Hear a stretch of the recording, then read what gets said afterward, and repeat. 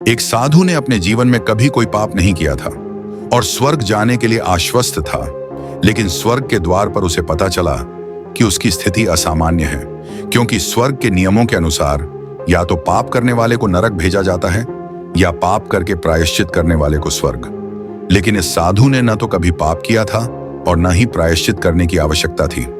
इसलिए देवदूतों ने उसे धरती पर वापस भेज दिया और कहा कि उसे एक छोटा सा पाप करके और उस पाप का प्रायश्चित करके आना है, ताकि नियमों के अनुसार उसे स्वर्ग मिल सके। साधु गांव की ओर चल पड़ा। तभी एक बदसूरत महिला ने उसे इशारा किया और कहा कि वह एक रात उसके साथ बिताए। साधु ने सोचा कि यही पाप सही रहेगा और साधु ने रात उस महिला के साथ बिताई। सुबह महिला ने उसके प्रति आभार व्यक्त किया और कहा कि उसने कभी प्रेम का अनुभव नहीं किया था। उसने साधु को आशीर्वाद दिया कि उसके इस पुण्य का उसे भगवान से पुरस्कार मिले। साधु की घबराहट बढ़ गई, क्योंकि उसने पाप करने की बजाय पुण्य कमाया था। पाप और पुण्य का निर्धारण इतना आसान नहीं है। यह इस बात पर निर्भर करता है कि वह क्रिया किस परिस्थिति में की गई है और उसे क्या प्रभाव पड़ा है। यह कहानी पाप और पुण्य की जटिलता को उजागर करती है।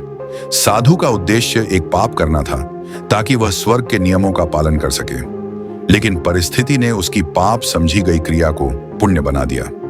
यह स्पष्ट करता है कि केवल कार्य के बाहरी स्वरूप से पाप और पुण्य का निर्धारण नहीं किया जा सकता। कार्य का नैतिक मूल्य उसके पीछे की भावना, मंशा और प्रभाव पर निर्भर करता है। साधु ने महिला की भावना और अनुभव को समझकर एक ऐसा कार्य किया जो किसी के जीवन में खुशी और प्रेम का संचार कर गया।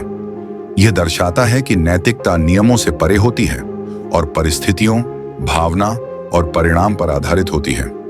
आप क्या सोचते हैं, इस कहानी का मुख्य संदेश क्या होना चाहिए?